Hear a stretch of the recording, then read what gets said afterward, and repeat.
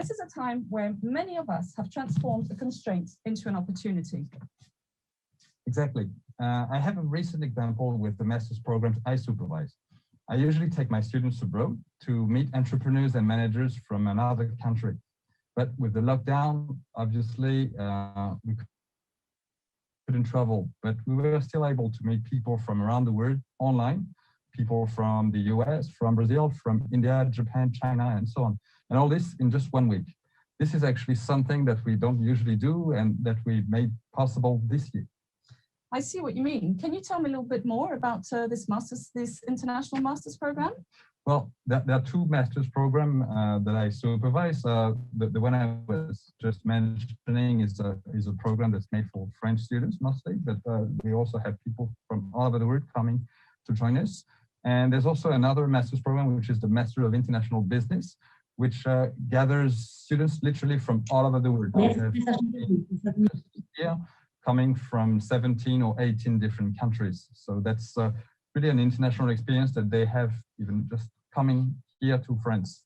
And so were they able to come in spite of the pandemic? Yes, they did. That wasn't such as easy as we expected it to be, but they managed to come, and we also managed to have some interesting interactions together.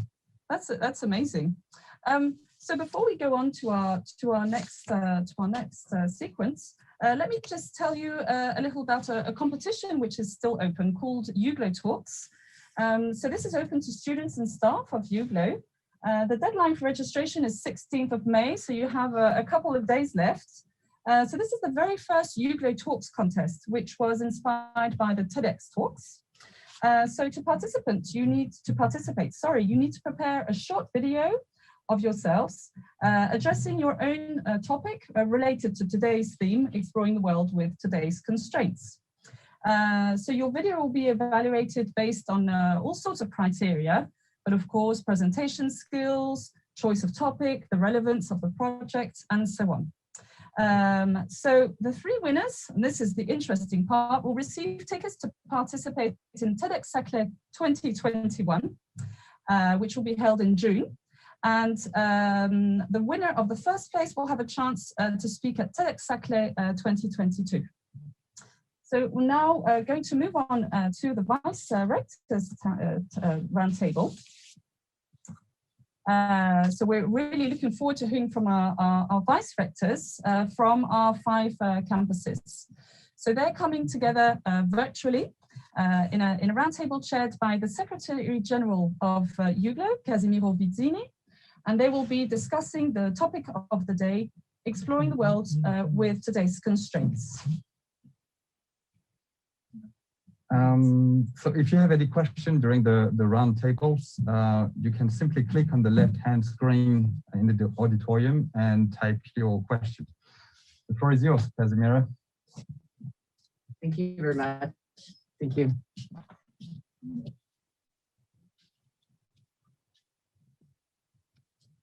Good morning, everybody. And I'm extremely happy to be here for the second edition of our roundtable with our Vice President and Rector of the EUGLOH Alliance. Today, as it was said, we are going to discuss on the theme exploring the world with today's constraints. And I would like to say that this last year was an extremely challenging year for everybody. But as we can say that every challenge brings opportunities. And I believe that the opportunities for us was to test the potential of virtual mobility, contributing precisely to the digital transition. That is one of the priorities of the European Commission agenda. I'm glad to introduce to you our 5 vice presidents and rectors here. We have with us Sandrine Lacombe from Vice President of International Relations and European Affairs at Paris-Saclay University, Anne-Christine Wallingen, Chancellor for Education at Lund University, Maria Lourdes Correia Fernandes, Vice Rector for Education, Academic Affairs and International Cooperation at the University of Porto, Francesca Biagini, Vice President for International Affairs and Diversity at Ludwig Maximilian University in Munich, and Marta Sell, Vice Rector for Strategic Planning at Szeged University. So welcome with us. I will go, our team prepared 9 questions for you. I'm gonna go through these questions and I will give the floor to our guests.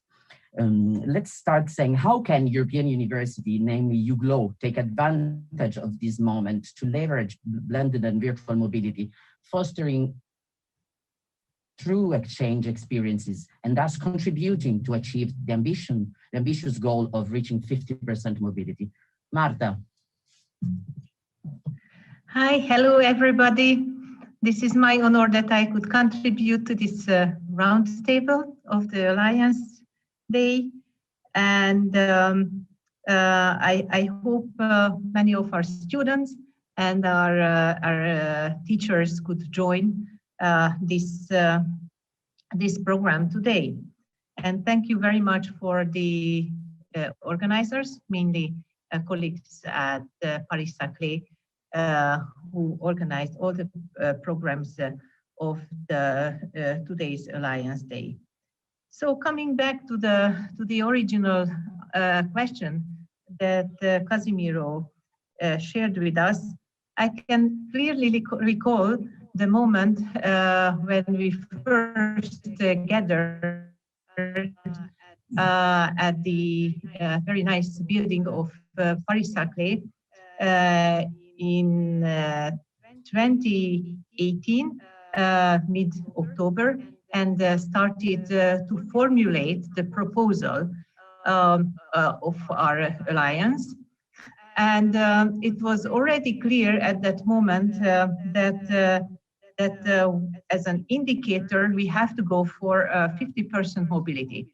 And obviously, those days, all of us had the vision in our head that mobility rather means physical mobility, and we were thinking about the student exchanges by a physical mean. Of course, we had to realize at that point that it will not be possible by the so-called normal physical way of mobility to go for this 50% mobility of our students of the 5 allied universities. And obviously those days we couldn't even imagine that we as an alliance and Europe and the whole world will face a situation that obviously pushed us into the thinking of the solution, how we have to turn our education to a digital form. So in Hungarian, we have a saying that we had luck in our total unluck, which means that we are having an awful situation for almost 1.5 years, but this awful situation actually pushed us into an additional situation where we had to do a total transition of our education. And obviously we had to do it by ourselves, each of us internally. And I hope all of my vice rector fellows agrees with this, that our internal practices in turning our education to a digital form, we could harmonize within EUGLOH, and with using a lot of newly developed digital tools, we could shift almost all of our activities into the digital space. And we are just before finalizing our midterm review and scrutinizing the numbers of our indicators. We have to tell you that we were able to reach almost all of our indicators by these digital means. So with this, I would like to say that due to this COVID situation in the last 1.5 years, we were able to formulate good practices internally. We could harmonize them, and with using them, we were able to show to ourselves and hopefully also to the European Union that we will be able to fulfill this indicator of 50% mobility. Of course, I hope, and all of us hope, that with the end of the pandemic or the slowing down of the pandemic, we will have the possibility for the physical mobilities as well. Thank you very much for your attention.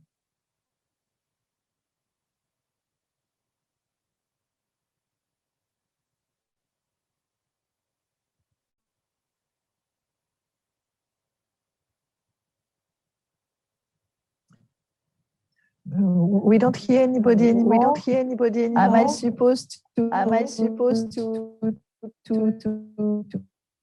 continue immediately? If I may, but I don't hear Casimiro Vidini anymore. Whatever, I just want to add, actually, Marta, first, it's also a great honor for me to participate in this event of the Alliance Day, and colleagues, vice rectors of the different universities, thank you also for being with me at this round table. Thank you to all the participants also for this one-day event, which I think will be a very exciting. Yes, Marta, I think you've said everything. Of course, this is for us the opportunity to meet friends first. In the north, in the south, in the east, in the west, like the European Commission actually projected. But I think we are really willing to do so. We are also very willing and committed to enhance these mobilities virtually or physically for the students, but also for us, for the agents, for the teachers, professors, academics in general. And so, yes, as you said, this is a great experience. And definitely the virtual mobility will certainly enhance and open inclusion and open new opportunities for everybody to know each other, to meet friends, but not necessarily by traveling all the time, which is time consuming, but also not that good, of course, for the planet and so on, as we know. So we all experienced, we all discovered, and I think that this is a great experience. In the meantime, as you said also, while it was the two together, I would say, by being in a European alliance, but also with the unfortunate experience of the COVID, somehow the two made us to adapt, and certainly to adapt much more rapidly than expected, even expected from ourselves, I would say. And this has been a challenge, and altogether it was much nicer, I would say, to face this challenge together than to face it alone somehow. So at least we were very much occupied, and this is true that we reached many objectives which were totally unexpected, even at the scale of our single universities. Then this is also, I hope, this gives the opportunity to have this feeling all together, to belong actually to this European higher education system. And I know that all my colleagues, vice rectors, are very committed to this, but I wanted to insist that all together with all the communities, we belong to this European higher education system with everything connected to it. Of course, the courses, but also all the events like we have today. And that's something unique. And I hope that this will continue, of course, from distance like we do today, and hopefully tomorrow a little bit also with some mobility, physical mobility. Exactly. So I give you back the floor, Casimiro. Exactly. And I wish to everybody to have a nice day and to continue to follow this nice event. Thank you. Nice event. Thank you. I believe that you can hear me now. Thank you very much. Thank you very much. I wanted to mention the word normality that Maria used in her speech. I believe that we are facing a new normality, and you can see that from this funny mask that we're using to moderate the session. This is our new normality, and we made tremendous efforts in EUGLOH to adapt ourselves to the new normality. But now let me address Francesca. Francesca, in your perspective, what gains can students and staff derive from virtual exchanges experiences such as those that have been promoted within the framework of EUGLOH? First of all, let me thank again all the organizers and also our teams who are contributing so much to realize EUGLOH. We don't see you, dear participant, but we still feel part of a community and we are proud of this. And then I come back to your question, Casimiro. This pandemic has shown more than ever our current issues are actually global issues. In order to tackle them, then we need international cooperation.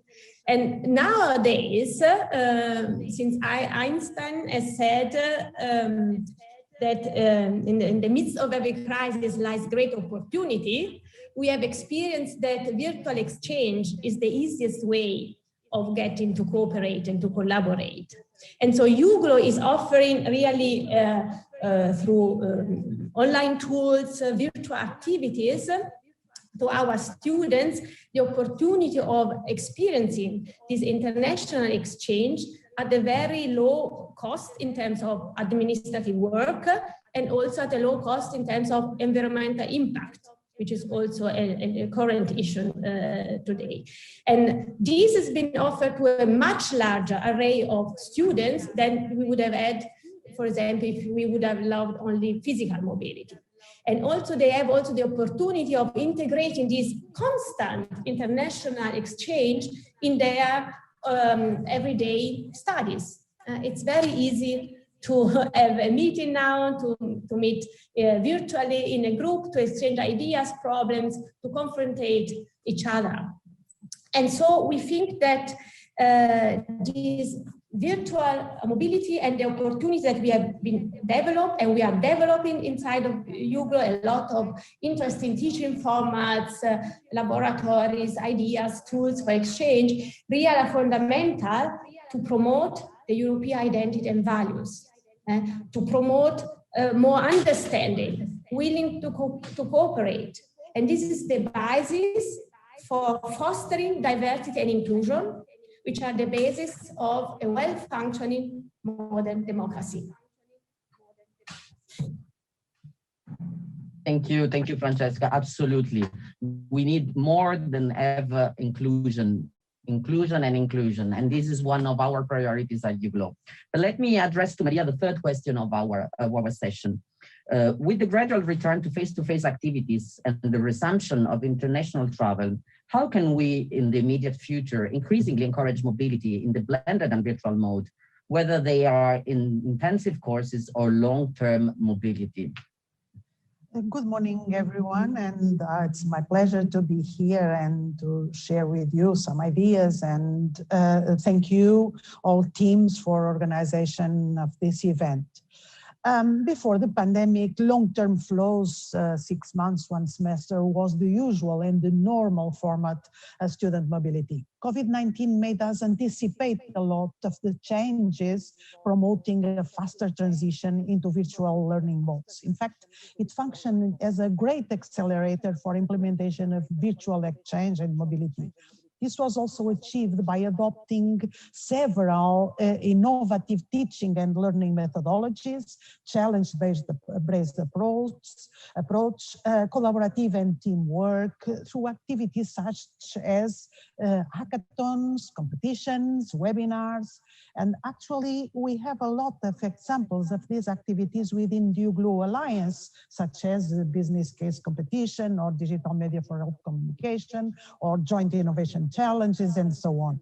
So we can state that thus far, EUGLOH proved that virtual exchange, virtual mobility is possible and works, and it is fruitful for students, allowing them, and as Francesca said, to a larger number of students, an international and intercultural learning experience, a strong internationalization at home, benefiting from the interchange with students of different universities. Nevertheless, we must recognize that for the time being, it does not come with the other components of physical mobility, like the deep intercultural awareness and diversity of institutional cultures and practices, improved autonomy of students, the lived experience of European values, and the very important act of leaving the comfort zone.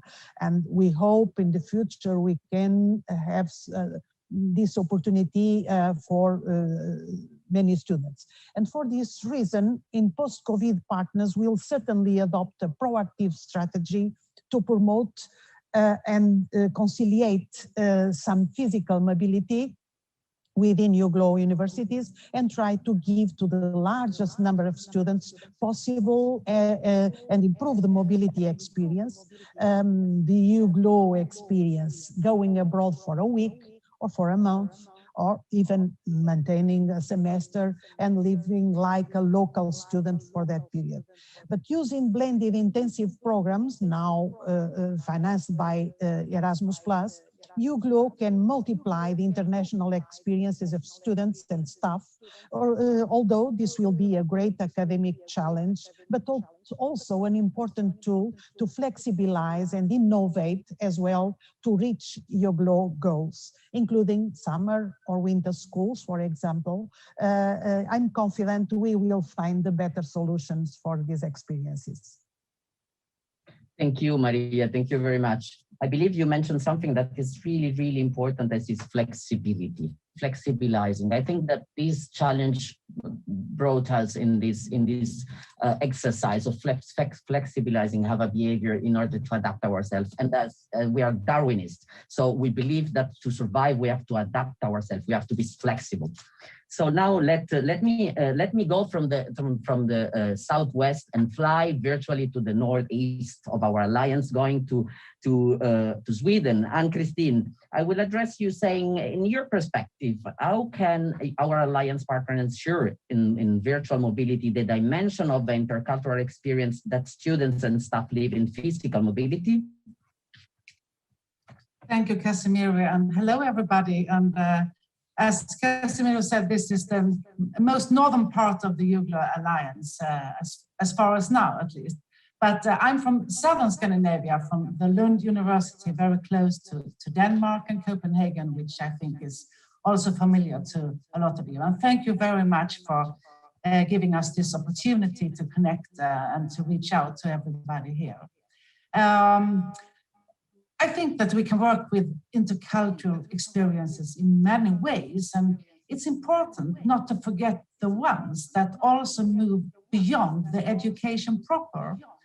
A lot of our intercultural experiences is based in everyday life, meetings with people, taking part in national holidays and celebrations.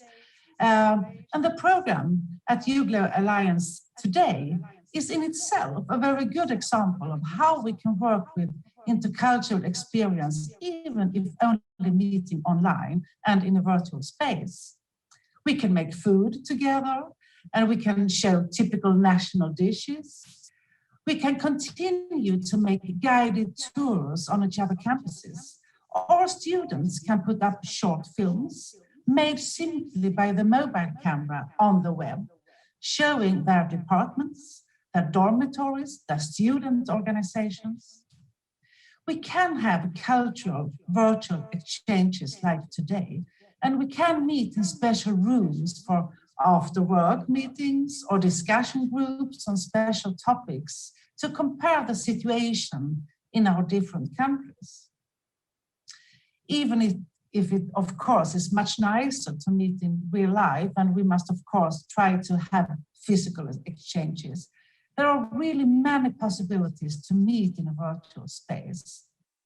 Still, we can perhaps meet more often if we also capitalize on the digital tools.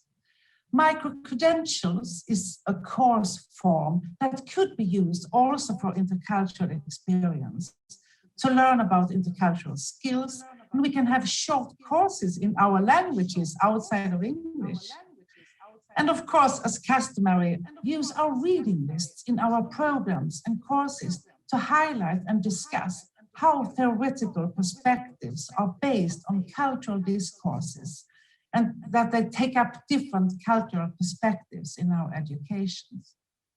So these were only some suggestions in the curriculum as well as in the social student life. Thank you.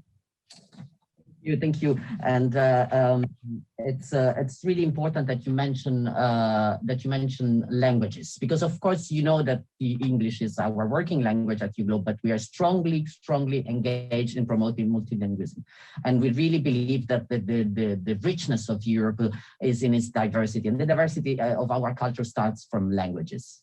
Thank you. Let me now go back to Marta. And Marta, how it's possible to guarantee the multidisciplinarity component underlying the global health concept of EUGLOH in the virtual exchange? Thank you very much, Casimiro.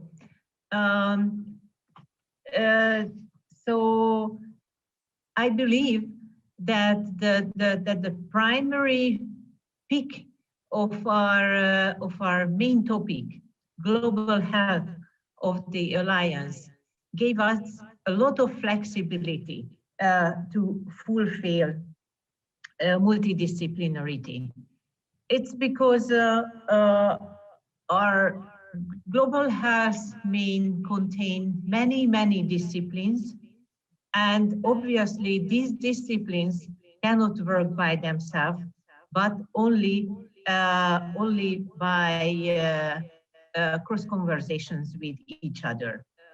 And obviously it is also the kind of internal responsibility of all partners to involve as many faculties within their universities as it's possible into the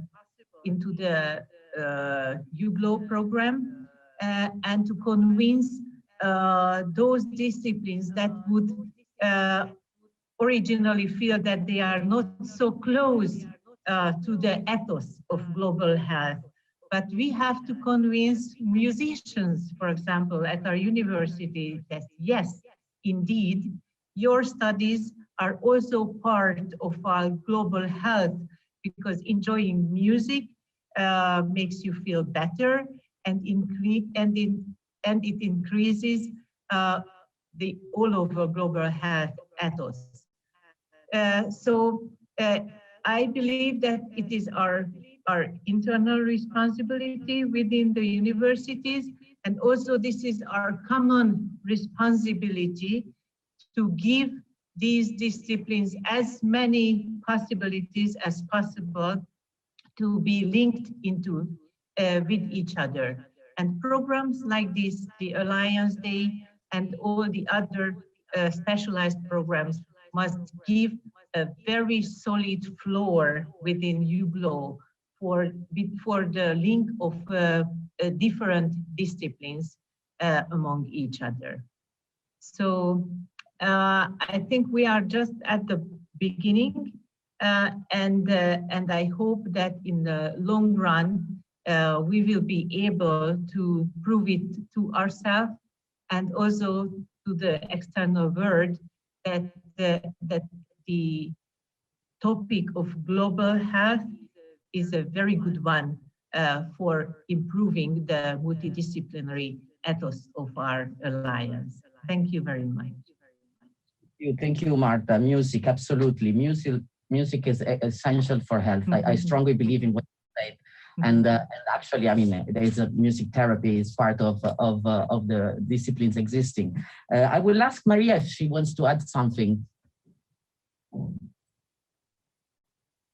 I agree with Mark. Thank you. I think the interdisciplinarity is very important nowadays. Of course, with a strong quality in disciplinary fields, of course, but the capacity of interacting and connecting perspectives and scientific and cultural and other perspectives are very important for the innovation in so many areas. So interdisciplinarity is one ADN of this alliance, because global health is founded on a multidisciplinary perspective.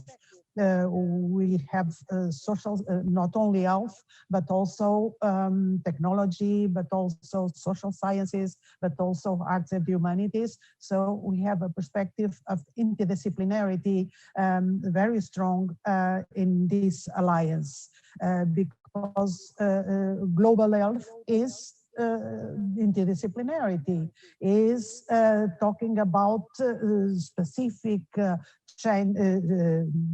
aspects of health, but also all things which are related with health and well-being. Sports, nutrition, the problems with big data and so on are aspects that we work in, and we believe that this is the future, including of global health. Thank you, Maria. I cannot avoid to underline the word innovation that you used, because I believe that this is what we needed in this moment: foster multidisciplinarity, build transversality. Thank you very much. And now, Francesca, how can a new technology with distance learning teaching promote experiences that can stimulate European identity and citizenship, European values among the EUGLOH students? Yes, thank you for the question. This, of course, related to what we have already said. So the current generation of students who maybe are watching us today, of course, were already born in open Europe. No? So in a Europe without borders, with a common currency. When I was a child, we wanted to go to France or to Hungary to have holidays. My parents had to prepare this money exchange in advance. It took months. So we had to go to the bank. So, but of course, we are a new generation. So you were very lucky to live in Europe without borders and with a common currency. But of course, in order to, so in a certain sense, you have already experienced a European dimension. But of course, in order to experience this more directly at a personal level, usually one has to travel. This pandemic has shown us this is not always possible. And that's why this online teaching, this distance learning and teaching is so fundamental, because it gives us a very easy possibility to interact with each other. Especially for students, they can, as I already said, integrate this international interaction in their everyday activities, in their everyday studies. So we have experienced that our students are exchanging about problems in international teams. They are taking part in these webinars today at Allianz Day. And of course, this distance learning has created a normal or everyday possibility of meeting each other, and this across borders, which is very new, but at the same time has become an everyday experience.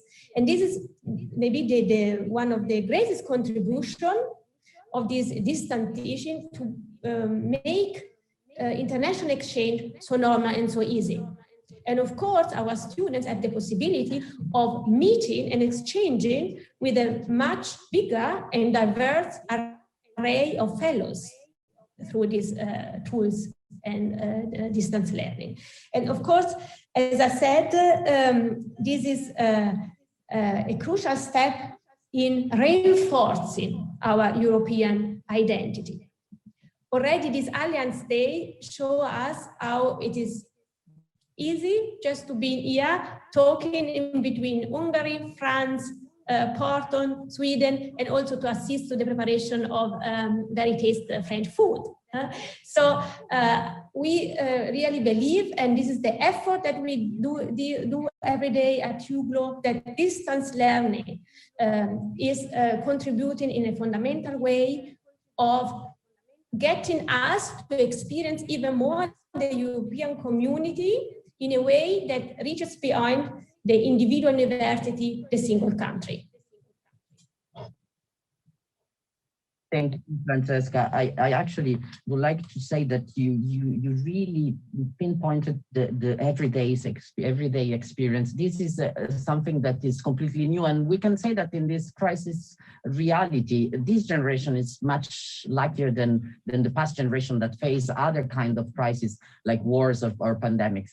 So, and that is possible thanks to technology. So this is the everyday experience. It's something new. It's something that thanks to technology, we can have it and we can use it to spread our values, the European values. Sandrine, would you like to add something?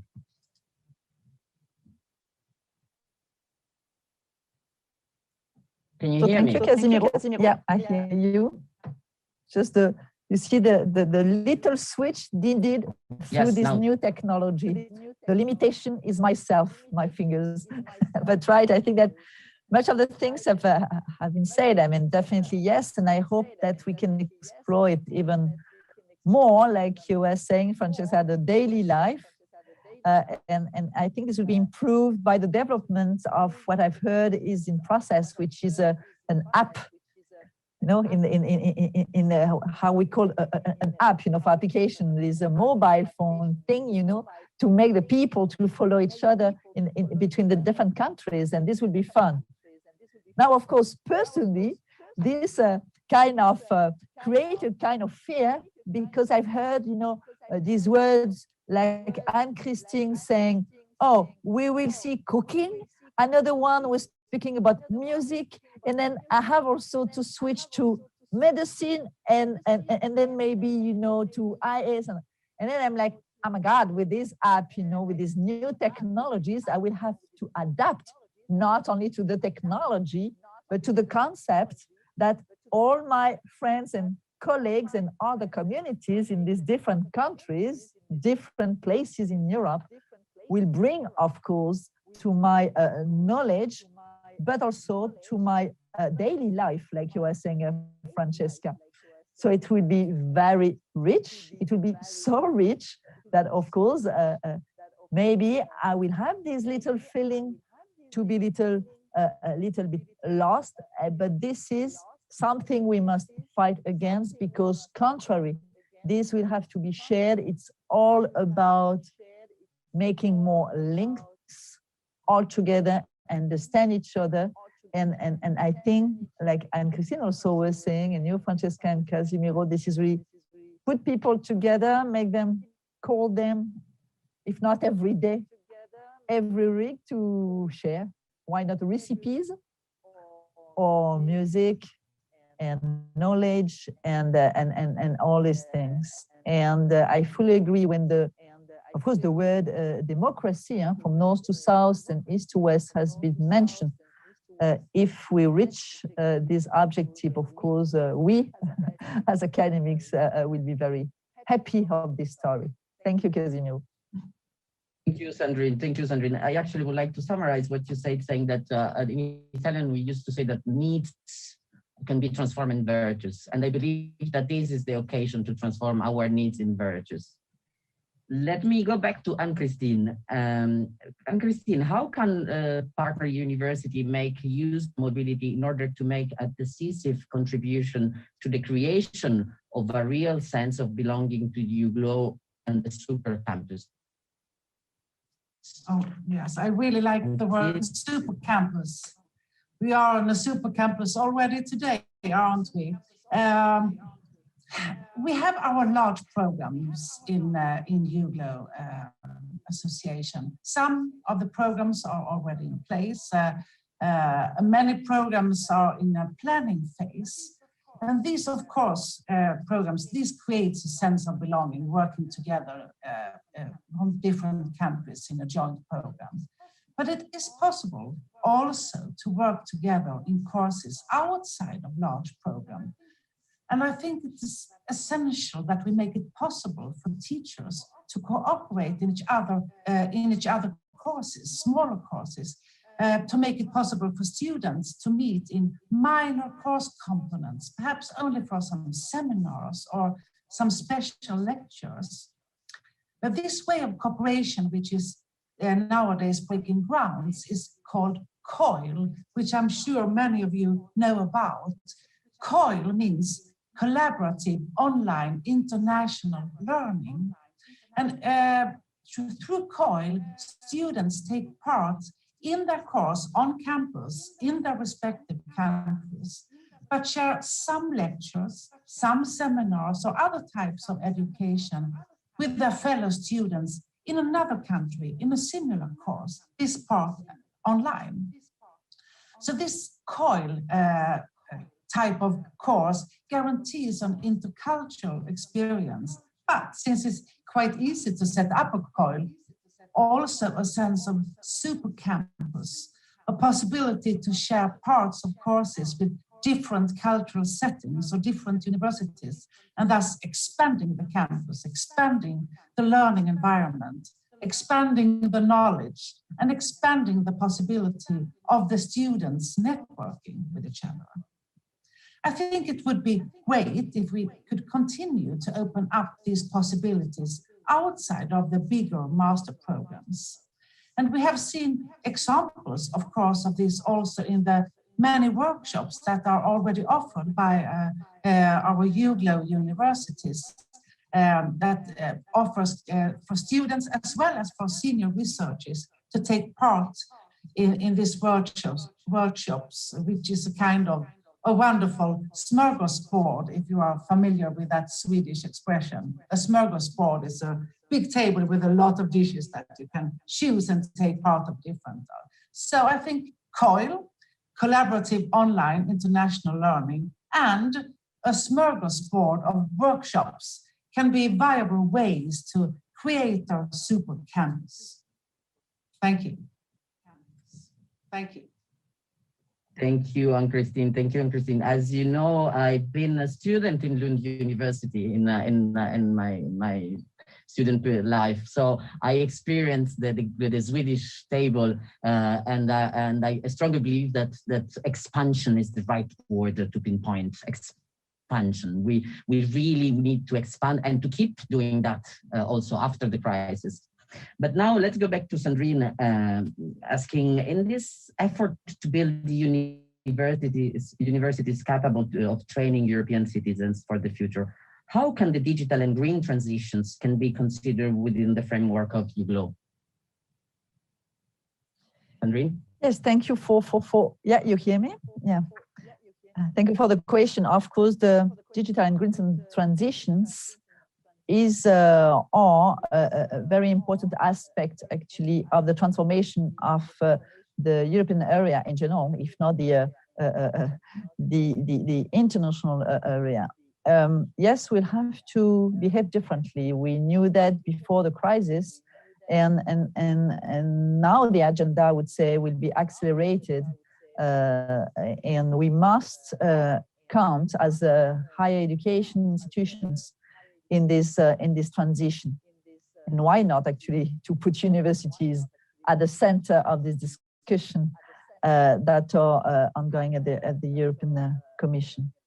Digital is something which is already on the way, and I think we discussed a lot about that. Each university, of course, has its own plan. There's no doubt about that. So I would say that the challenge for our alliance is definitely to play and to to contribute to this acceleration by doing together. This is true for the digital transition, this is true for the green transition. This is something we started a little bit to exchange about it. That's something we must foster in the next year. So far for the first year was dedicated more about starting to work, to exchange, to implement all these workshops we were talking about. And but now this is true. Colleagues already started to think about these transitions already in their courses. But that's something we must definitely, certainly reinforce even more. So I think this is something which will be planned in the next months. This is one of the important objectives given by the European Commission to the alliances, and the five of us, we are ready to work in this direction. This is for sure, yes. Thank you, Casimiro. Thank you, Sandrine. Thank you, Sandrine. If I may say something, I have in front of me the image of the kitchen, and I don't know what happened exactly. This is very green. What is now in process of cooking sounds really good. Looks very good. May I have a short comment and a suggestion? Yes. Yeah, maybe we should think about to do a kind of mathematical modeling. Francesca, this is mainly for you, and to estimate the contribution of greenness of Europe, of EUGLOH, with turning our activities mainly to the digital life. So to make a kind of calculation, what would it mean if we fulfill our 50% mobility by flying from Porto to Lund and back, and Szeged to Paris, and so on, and how it is that we very carefully plan that a portion of our activities still stay in the digital space, but some of our well-planned activities will remain face-to-face and physical activities. And I think it could give a good demonstrative number that would say that our alliance was able to contribute to the greenness of Europe. Thank you very much. I can. Thank you, Marta. So it's a very, very, very stimulating idea. We are going to get close to the end, but we would like to have time for some questions. But before the questions, please let me address the last question to Maria. How can university be agents that transform behavior in disorder in these and other subjects closely linked to the need for promoting transversal competencies and post-COVID skills? Thank you, Casimiro. Maria? I think, yeah. Do you hear me? Yeah. Do you hear me? Yeah, okay. I think universities should be, as the question states, transformation agents to achieve. So EUGLOH is trying to incorporate in the training offered to their students the two key components of the citizens of the future: high quality scientific knowledge, we can never be undervalued, and simultaneously a set of human and social values that are fundamental, as well as ethics and adaptability, proven to be highly useful for employment and society. This proves the relevance of the EUGLOH Alliance and its strategic objectives.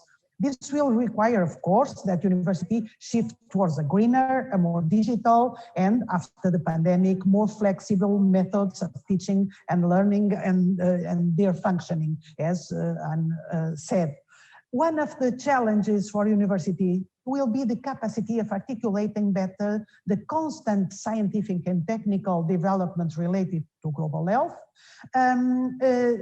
turning more to digital tools and valuing ecological perspectives, but articulating them with transversal skills like those top 15 identified by the World Economic Forum, like analytical thinking and innovation, active learning and learning strategies, complex problem solving, critical thinking and analysis, creativity, originality, initiative, leadership, technology use, of course, monitoring and control, technology design and programming, resilience, stress tolerance and flexibility, reasoning, problem solving, and so on. Of course, EUGLOH must promote lifelong learning and a stronger awareness in society of the importance of global health and well-being. We are convinced that EUGLOH can have a central role in terms of surpassing discrimination, prejudice, and stereotypes, develop and promote democratic attitudes, disseminate EU values of respect and tolerance, cooperation and understanding across cultures, across languages, through inclusive and accessible mobility opportunities. Of course, all these accompanied by the excellence of the technical skills to promote strong competencies in global health. A recent EUGLOH survey to the students about their needs regarding transversal skills shows that students consider very important and they know how to identify the skills they need, they see as valuable for job market.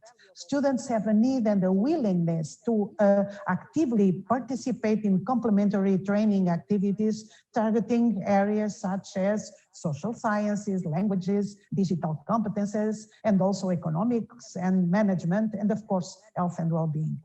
When asked which skills they believe are the most important, the top 3 choices were attitudes and values, ability to think logically, intuitively and creatively, and personal and social interaction skills, for example. We do believe that our strategic alliance is now very well prepared to answer those great objectives, giving a solid training in different areas of global health and simultaneously developing students' personal and social competencies and awareness of European values and citizenship. We are working on it. Thank you, Maria. Thank you. I would like to conclude these exchanges saying that I believe that the 2 words I would like to use is stronger together.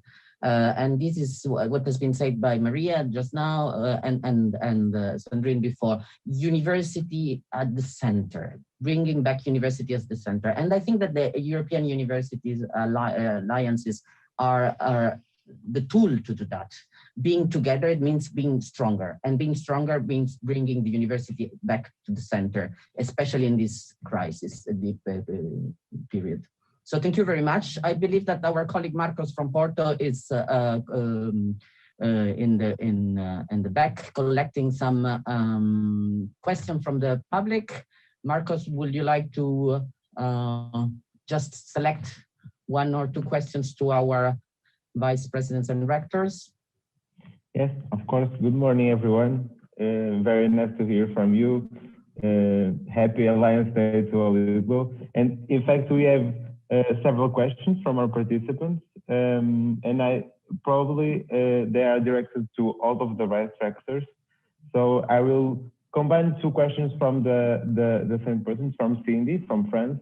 And she wants to know what's the difference between EUGLOH and other Erasmus projects, and what does the intercultural experience bring to the students in their studies.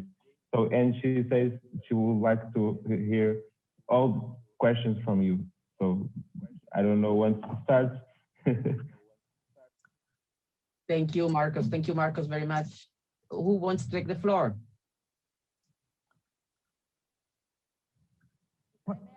If I may, I will answer the first question, and then I will share, of course, the time with my colleagues. The difference between this alliance and Erasmus in general, this is that Erasmus was making the students, very low number of students, to experience Europe by physical mobility, which was at the European scale, it was less than 3% of the students of the universities.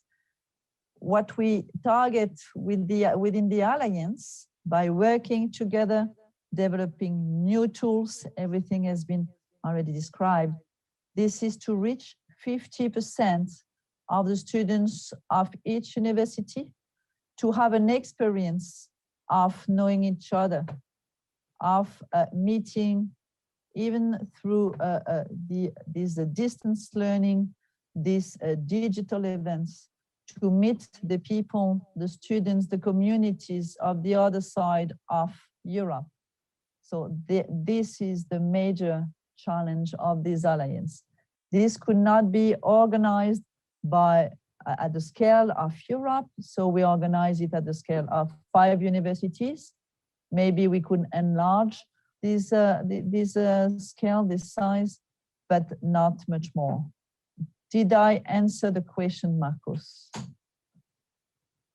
So be more efficient perfectly. for more students. We call it inclusion or inclusiveness in the word of Europe. Thank you, Marcos. May I have one short comment to this?